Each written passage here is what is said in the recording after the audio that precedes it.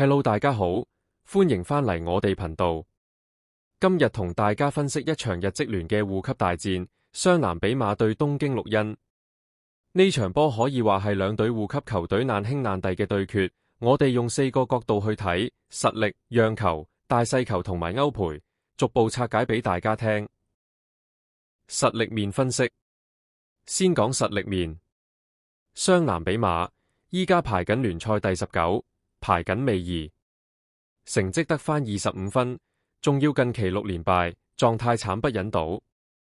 最致命係佢哋兩個主力龍門同一個中場主力傷咗，防線真係雪上加霜。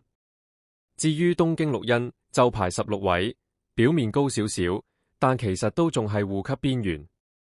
最大問題係功力，32場波淨係入到20球，係成個聯賽最差。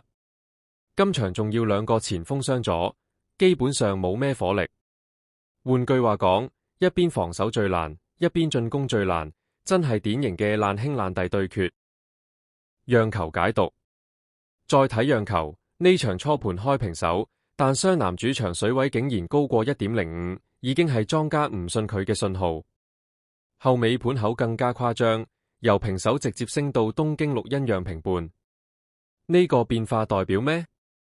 即係市場資金一面倒湧去客隊，莊家逼住升盤嚟擋錢。平心而論，湘南過去交手對東京綠茵係有優勢，但而家市場完全無視歷史，直接用資金表態，東京綠茵更加值得信。大小球走勢，到大小球，盤口一開始只開2球，喺日職聯嚟講真係極低。咁低代表咩？即係預期入波好少。仲要留意，開初大球水位係低水，想引你買大球，但市場資金實際上係全部壓細波，結果大球水位升，小球水位跌，證明真實嘅投注方向都係細。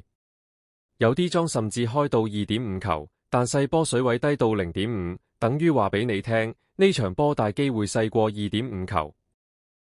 基本上呢場比賽預咗會悶戰。歐賠格局，最後睇歐賠，即時平均主勝 3.12， 平局 3.06， 客勝 2.35， 最低水就係客勝，代表客隊贏面最大。更關鍵係賠率走勢，主勝由 2.87 升到 3.12， 代表資金流走；客勝由 2.49 跌到 2.35， 代表越來越多人壓客勝。呢個趨勢同亞盤大細球嘅方向完全一致。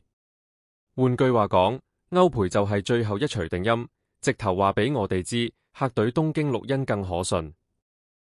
總結策略，總結成句：最穩陣方向，全場細球。想博可以揀東京綠茵讓平半或者客勝。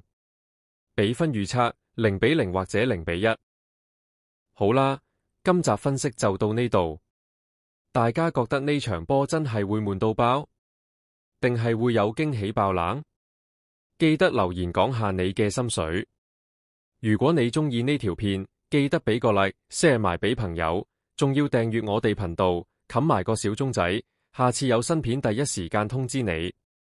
多謝支持，下條片再見。